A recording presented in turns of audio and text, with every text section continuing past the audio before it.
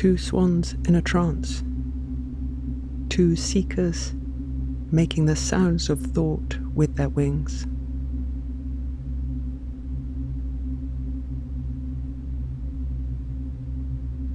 All down the aisle of the river, flew by me and out.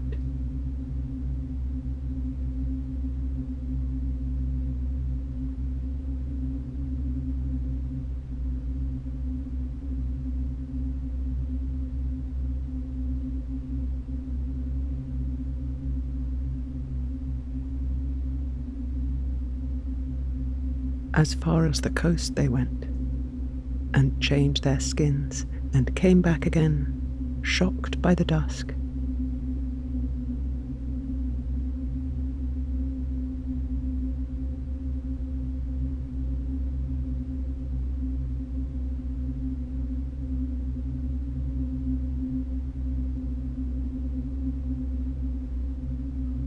Still shocked by the dusk, diminished by the wind, two cormorants in mourning with strained necks, two wretched regretters, flew by me.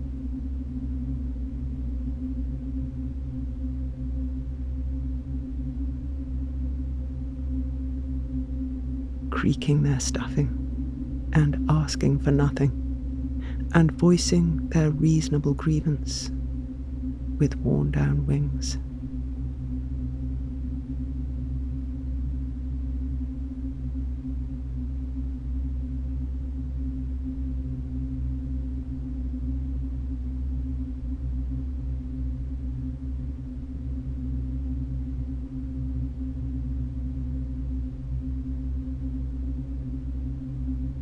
Two cormorants, dark, dark with fixed expressions, all down the aisle of the river, flew through me and out.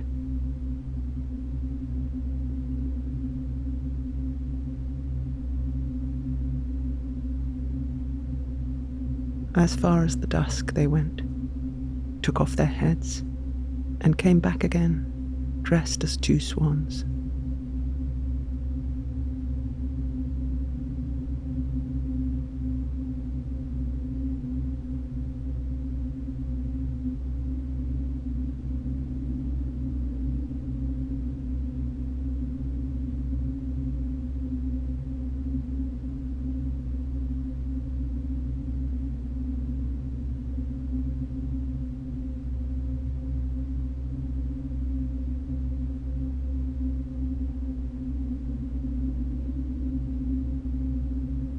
Two swans in a trance, two seekers, making the sounds of thought with their wings.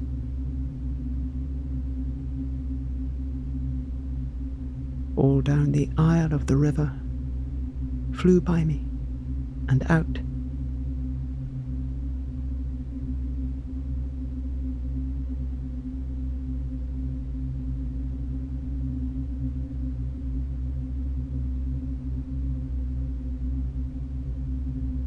As far as the coast they went, and changed their skins, and came back again, shocked by the dusk.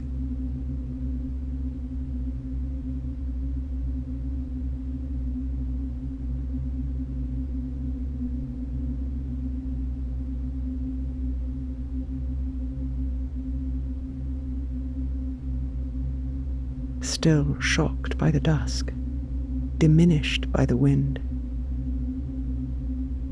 Two cormorants in mourning with strained necks, two wretched regretters, flew by me.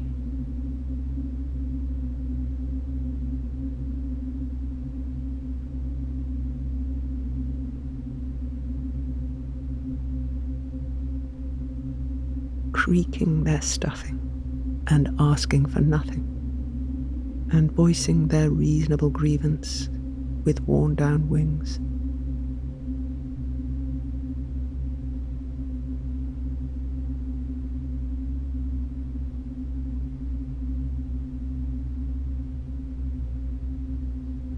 Two cormorants, dark, dark with fixed expressions, all down the aisle of the river, flew through me and out.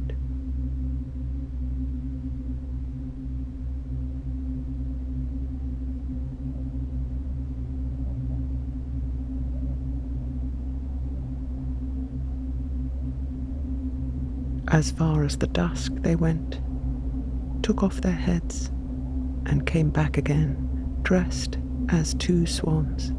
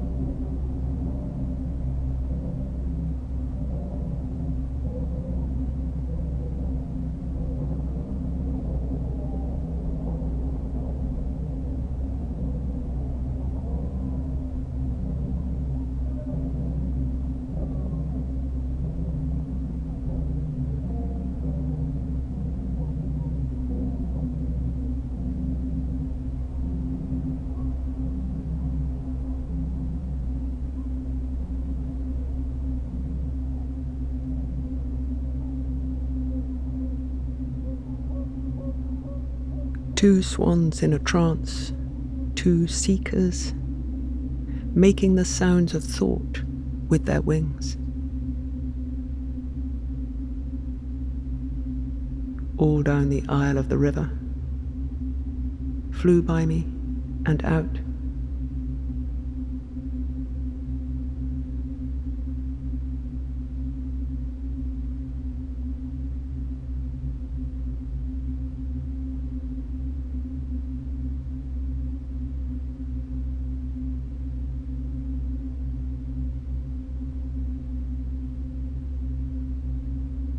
The sounds of thought.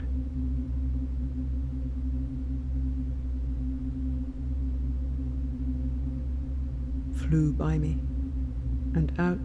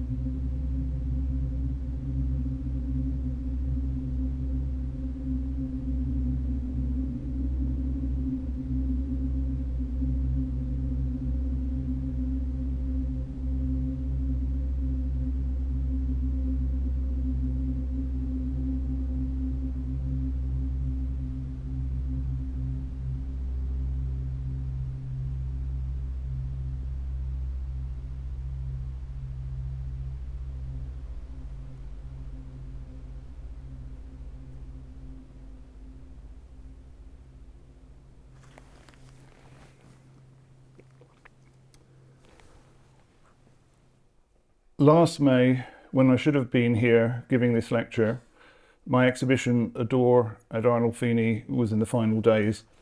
In Gallery 5, the dark space, the suite of films I had been making since 2018 with my son Sam were being screened. These had only been seen during lectures or in live performances with musicians such as Oliver Coates, or poets, as with the film we have just seen, one of several which I have made with Alice Oswald. I think of my Bodleian Fellowship beginning in 2019 on the evening of November 20th. Sam and I had arrived with a state-of-the-art projection unit at Keble College's O'Reilly Theatre to stage what was described as the scheme for an illumination by Alice Oswald of verse by Robert Herrick, with a film by Garry Fabian Miller and music for 3 voices and violin by Stevie Wishart. Alice had just given her inaugural Oxford Professor of Poetry lecture at the Sheldonian, and this was an alternative take and a statement of her intent. The next day, I met Richard Overton for an early breakfast and began a conversation on our love for photography, its impact on our lives as teenagers, and his vision to embed it within the culture of the Bodleian Library and Oxford. We had briefly met once before to discuss an acquisition of the Fox Talbot archive. After breakfast, I remember being led past the Radcliffe camera, then standing in the square beyond, and Richard suggesting perhaps you and Alice might like to make a projection and performance piece for this space. He then opened a door and showed me the wonderful printing workshop that had been made overlooking the square, and suggested perhaps a darkroom should follow. Then on to this building, the Western Library, showing me the visiting fellows' study rooms and suggesting I might like to join the community and help embed photography within the Bodleian. He then rushed for his now late train, and I wondered what had happened, but I knew something special had begun. We then had the pandemic, during which I was diagnosed with cancer in December 2020, but somehow we have managed to keep the idea alive. We've delivered the Light Gatherers lecture series, if somewhat truncated. The Bodleian has published my memoir, Darkroom, which was written during the COVID time when I was unable to visit Oxford.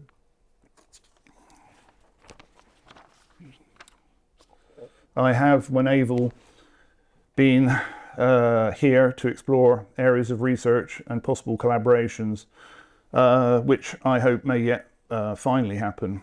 So having given this context, we'll begin this last lecture.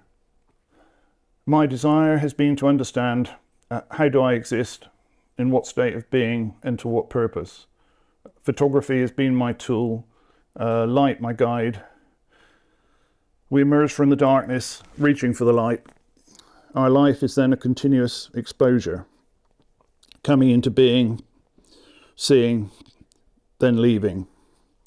We grow into the light, we reach some point of fruition, and then we slowly fade away, decay, and disappear. My purpose has been given to the hope that if I lived a life of maximum exposure, I might discover its direction and meaning, the light being burnt upon me and inscribed within me. It's only now that I know I went too close to the sun and became damaged. I've lived for intense moments of being when I was fully present in the moment, yet an active element in the passage of time. To live this life, I had to make a home and a garden within which I could feel safe, allowing myself to be vulnerable when fully exposed to living within the seasons on Dartmoor. Seen here in this wonderful 15th century map, one of the earliest known representations of Dartmoor, shown as a circle having the appearance of a sun with rays extending outwards. These are the rivers that flow from the high moor. Often the River Bovey can be heard after heavy rain in Lussley Cleeve, just below my studio. This would be, the River Bovey would be kind of about there, so my studio would be on this edge. A domestic and family life on Dartmoor are the foundations from which everything has been possible. Our home, the red circle in this green land, is surrounded by an imagined circle 8 miles wide. I think of this as the crucible within which all of my life has been lived. It exists as an external mapped topography of moor and river valleys through which I have walked each day across time, seasons, and the passing years. Here are gathered all of the storms, sunrises, the snowfalls, the radiant days of hawthorn blossom and ice bows, the frozen and sodden steps across a series of repeated paths. All of my exposures were seen, felt, and made here.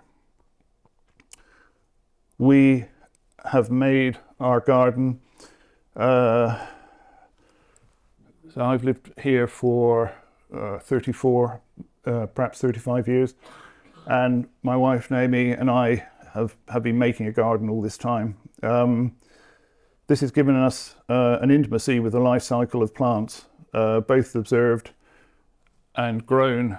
This is Naomi's river garden, which is the heart of the garden now, and grown in the act of cultivation. This is early days. This no longer exists. This is another garden is here now, but this was an early stage of the garden. My early cameraless pictures of the 1980s were possible because of this relationship. Here, 4 early key pieces hanging in the studio. The dancing sun made from a rose, the holly's crown, the spear from a thistle, a breaking cow parsley like a tree on a tomb.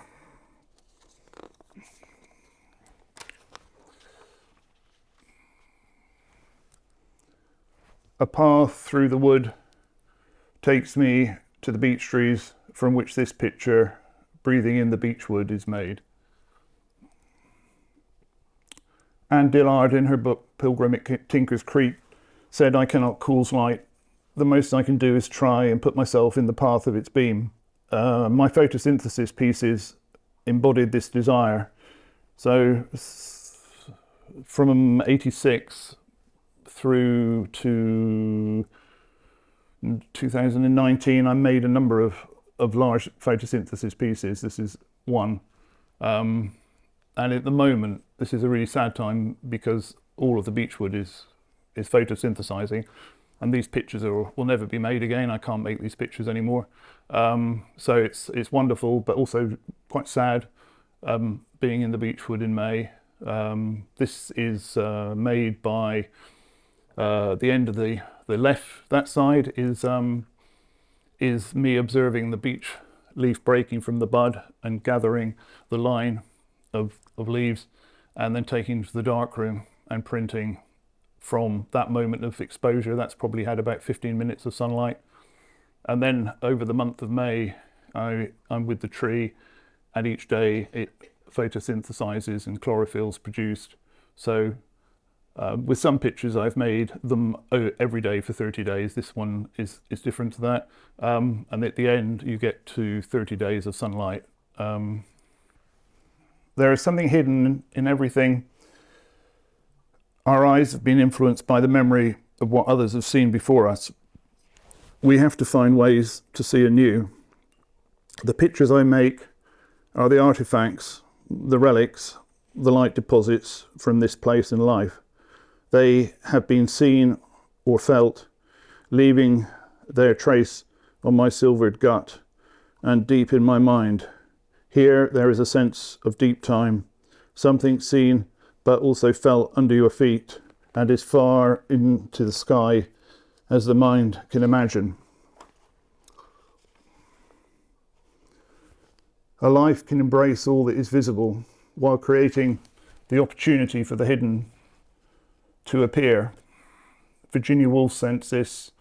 She said, "One can only believe entirely, perhaps, in what one cannot see." This has been my life.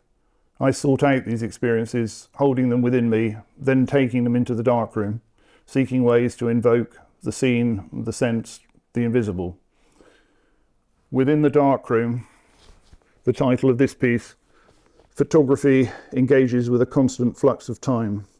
The exposures created there gather a specific passage or moment of time, sometimes minutes, but in my case often hours, sometimes a day, a night, from one sunrise to the next. This is the opposite of a camera-based photography. The darkroom as echo chamber, evoking both the seen and the unseen, a place where a form of alchemy can be engaged with, but only if you have committed to the materials and the craft of making. Without this, nothing can happen. It will take a lifetime. Here, images may be gathered from the far edges of vision. I believe in the longest gaze. A long looking may bring forward what is yet to be seen. As time passes, I have begun to believe that the final stare may be the most intense and contain the possibility to see further. As the sun sets, I continue to wait, absorbing the last lingering moments as its light seeps away. It feels that these final long exposures are the most profound. So you look again and wait, and then a sense of rightness and an ending arrives, and you turn and walk home. In earlier lectures and in the Darkroom book, I discussed the origin of my exposures. When working with plants, this could be easily understood. With the non-figurative work, this may seem less clear. The darkroom exposures often come from observed phenomena, as mentioned earlier, seen and embodied, then released in the darkroom. A picture such as this, "Then the dawn came," appeared one morning as I lay in bed, awaiting the dawn. Through the window, a column of golden light ascended from the crest of Hunter's Tor, an exposure that I had already made. So I had made this picture, and then 2 years later, I observed this picture appear. With other pictures, the source was less clear for me to understand. They came from feelings experienced on my cycle of walks in the crucible, often seeming to exist just out of sight, felt, envisioned. As time passed, I might on occasion then see the picture. For the last 3.5 years, in parallel with the fellowship, I've been undergoing treatment for bladder cancer, a consequence of exposure to benzodine in the materials I had worked with for nearly 50 years in the darkroom. I have now had 5 operations, which have on occasions led me into direct contact with exposures I had made and have now seen. So I'm going to talk a bit about that because this has been a really big part of the last year. So in the night after the first operation, I began to lose consciousness caused by severe blood loss. This was discovered by the night nurse. An emergency unfolded. I remember 10 people surrounding me attempting to bring me back. I remember before this unfolded, I was listening to William Basinski's album Lamentations, visualizing a sphere of white light into which I was being drawn, and that I knew at that point, this is before the emergencies unfolded, that unless I stopped this music, it was going to be over. So I stopped the music, and this kind of progression I could feel taking me into this space was broken. And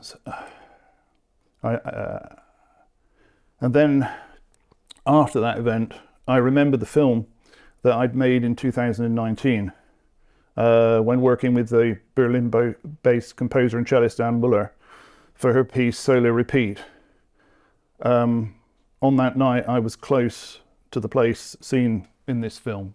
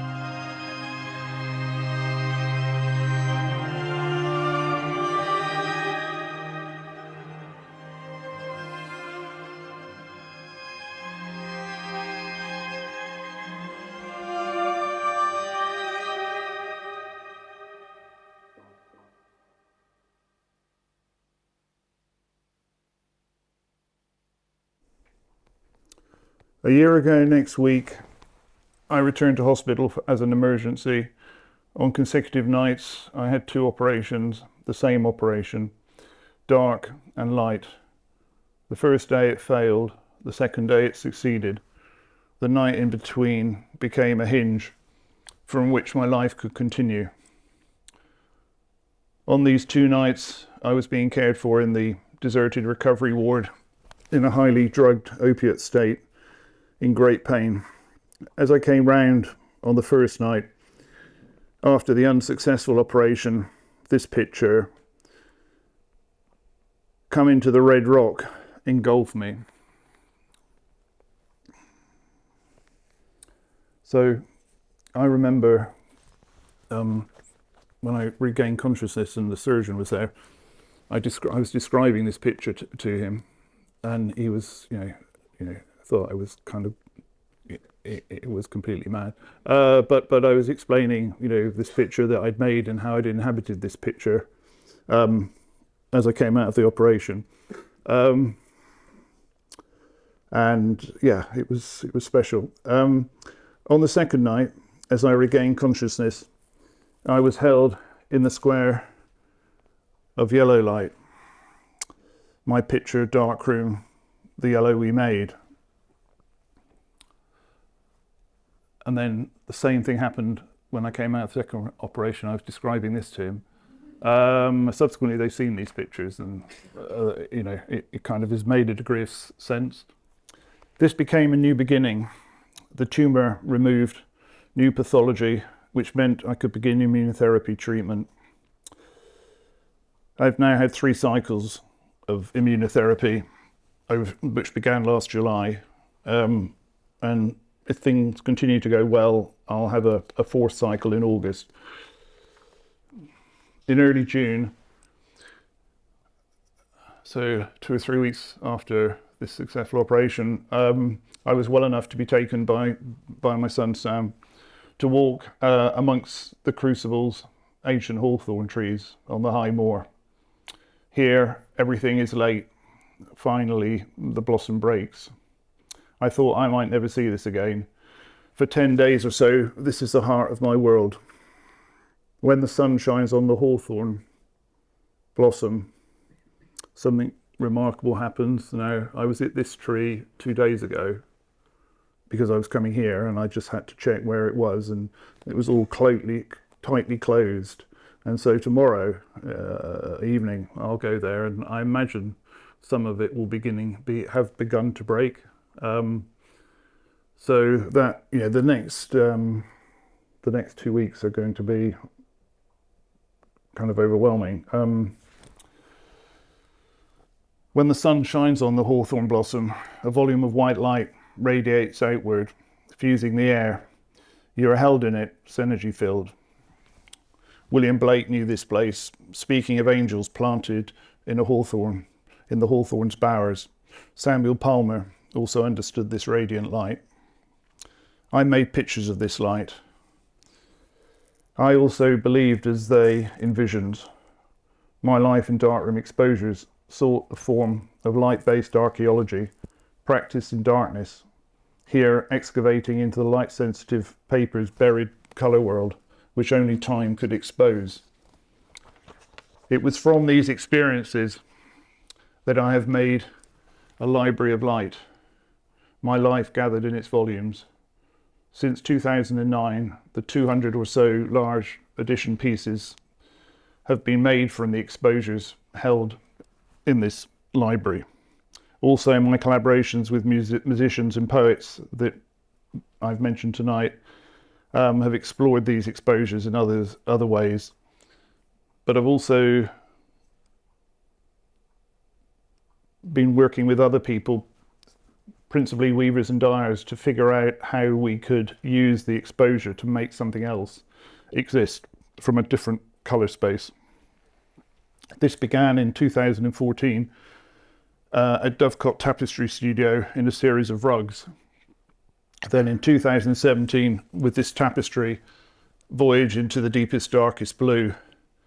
One of the things I enjoy about working with the weavers time is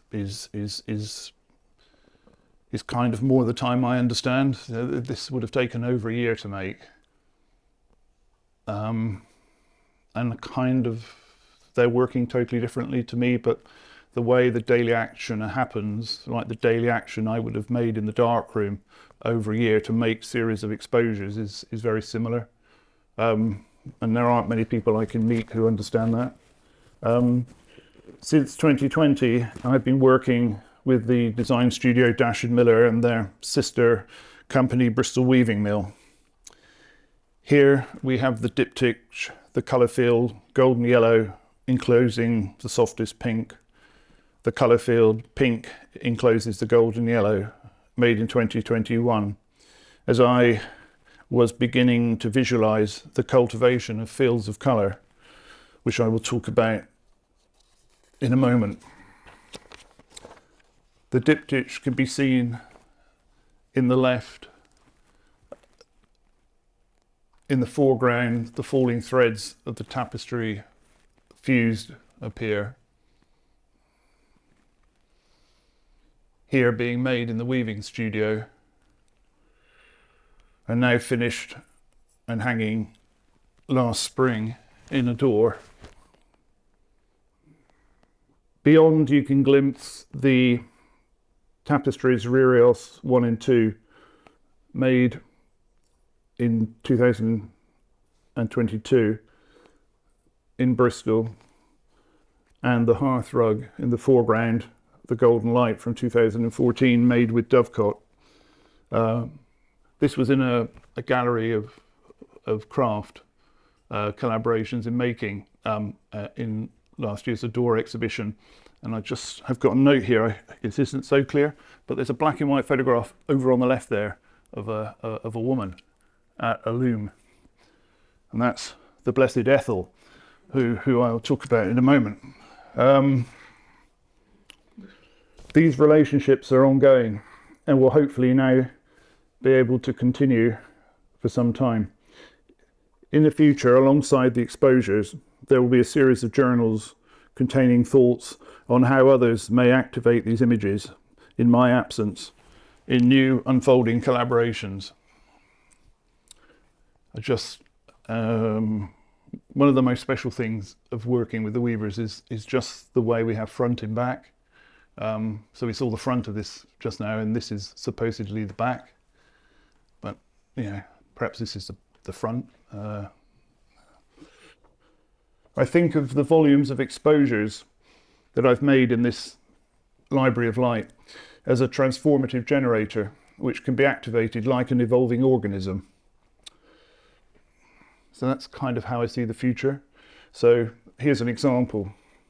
In the early 1980s, when I lived in Lincolnshire, I would often visit Laxton in Nottinghamshire with its traces of open field farming. This is Laxton. Later I discovered Mark Pierce's wonderful manuscript map of 1635, held here in the Bodleian's collection. This is probably one of the most beautiful things I've ever seen. A short time later, this book became part of my life. Ethel, kind of heroes and heroines I always like to call by their Christian name. So Ethel travelled from her home in Chipping Campden to the Bodleian to research this book. On my 60th birthday, my partner Naomi gave me this first edition. Both the Laxton map and Ethel's book have become the touchstones for 3 Acres of Colour. In March 2020, this prospectus was published, a proposal to grow the primary colours side by side in the English landscape. 3 Acres of Colour will slowly unfold over 4 to 5 years in distinct phases. The 3 acres mapped, outlined, recorded, inscribed in the landscape, the land under cultivation, the 3 crops in leaf and flower across seasons, the harvests, the raw materials being extracted and the different processing applied with each crop. The end products will be 3 crops of latent colour, blue, yellow and red, grown and processed at scale so that they can be offered to craft guilds, cooperatives, textile makers, weavers and dyers, artists, students and schools, amongst many others.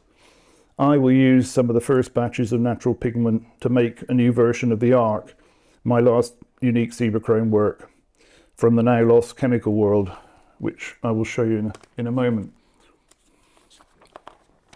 Last year, in the Vale of Pewsey, not far from here, the project began. My collaborator, look at this is the sowing of the seed. Wow. Wow.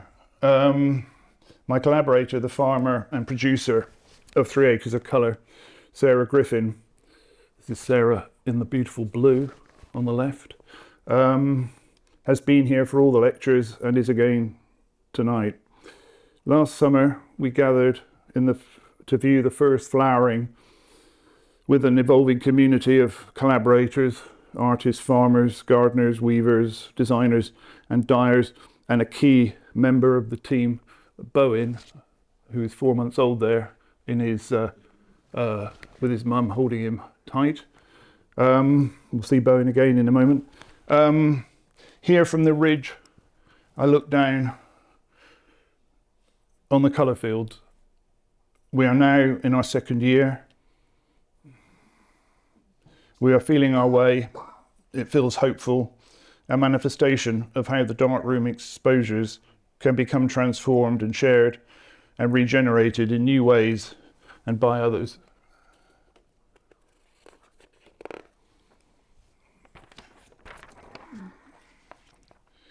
Here is the Ark, my last unique darkroom piece, made in the darkrooms last summer of 2020. The Ark is a repository for chemical photography's great colour palette, the dye destruction print. As time passes across the paper's surface, yellow first appears in a dosage of 1 minute of light. That's on the far side. Finally, in one of 1200 minutes, it begins in a deep ochre and ends in the palest, softest yellow. Likewise with the shades of blue and red, a unique, wondrous colour palette, which it has been my life. But it was a dangerous, toxic colour world. Fortunately, dye and pigment manufacturing industries are slowly acknowledging they must develop less harmful methods based on a clear understanding of how raw materials are produced and the impact of the production methods employed. 3 Acres of Colour is a statement of intent, a cross-disciplinary project built on collaboration and collective endeavour, generating an expansive energy far beyond the capacity of a solitary practitioner. Together we can help make a brighter, more beautiful world, which embraces Ethel's wonderful, Ethel Mary says wonderful things, and one of them is the full joy of life. And that's what colour should be in the world she defined. I believe that. This year, work has now begun on making the new Ark. That's this Bowen again.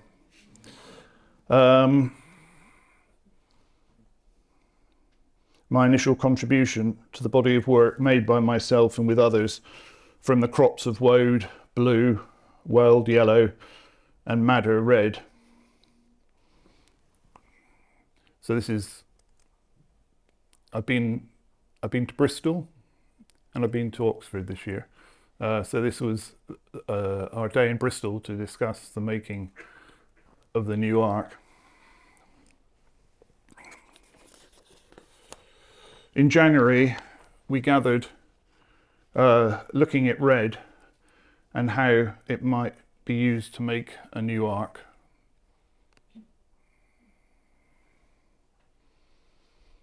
I had not thought I would still be here to see the unfolding of 3 Acres of Colour, or to continue working on ideas and projects that had begun during the fellowship, but which I had thought would remain unrealised. With care, I hope this may now be possible. So I just thought I would end these last few minutes talking about some of the things I've kind of begun but haven't been able to move forward during the fellowship. So I began the fellowship in the History of Science Museum across the way, looking at the earliest 1839 experiment by John Herschel to make a photographic image appear and then stay. Over the next 16 months, each time I would come up to give a lecture, I would slowly work through the 7 or 8 boxes of pieces of paper. And I feel I'm probably one of the last people that will ever get the chance to work through those boxes because they're so fugitive and light sensitive. So I kind of feel a great privilege that I was given that chance, and a kind of responsibility as to what do I do with what I saw. And for me, the thing I discovered, and there's a sense of it in this picture, but it's not such a good example for the point I'm making, but I believe that in these early experiments that there's an alternative history of abstraction which would begin with photography. So that, you know, if I could find the energy and the people to work with, I think I could make a case for a whole body of abstract work, which these experiments would sit comfortably within, and a lot of the work I subsequently made. Yesterday, now this was really special yesterday. Yesterday I finally spent the afternoon at the Ashmolean with Catherine Woodhouse. So that's Catherine. Let's go back to that previous slide if we could do that, Sam. Yeah, look at that. So I arrived and this is what Catherine had for me. Look at that. Wow. Wow. I knew what was behind that. And in these boxes were other remarkable things. And I was finally there. You know, that's taken a year and a half.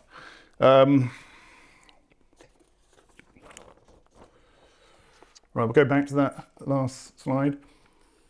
So here with the light covers have come off, and what we've got here is 5 or 6, whatever it was, of Samuel Palmer's sepias. And that's why you stay alive. That was really special. And then Catherine had chosen specific things to look at based on what we'd been doing at a distance. And then she showed me this mysterious thing, which we don't know much about. But this is like my world here. This is Samuel Palmer's world. Look at that. So, got to find out what this is.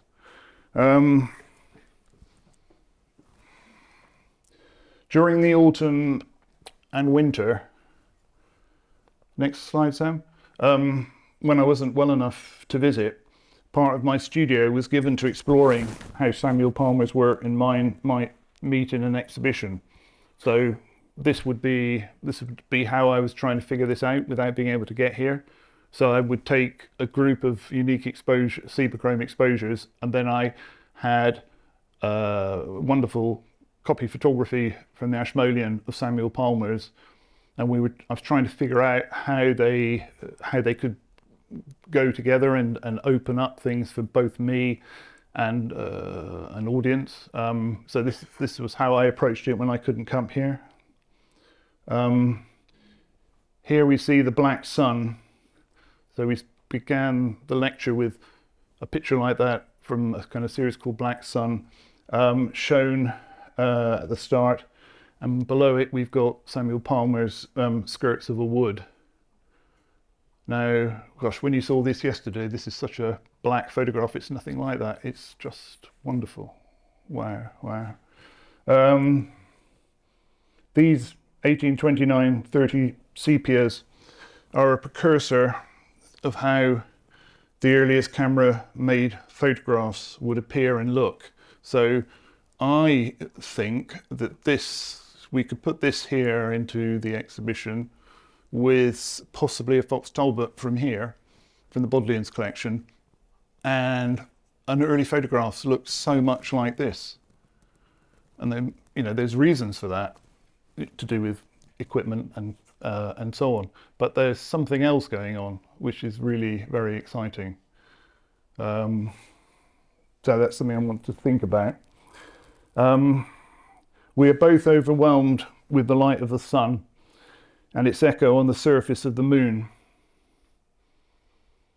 So this was the middle picture that Catherine had out yesterday, and yeah, it could make you cry. I've made so many pictures about crescent moons.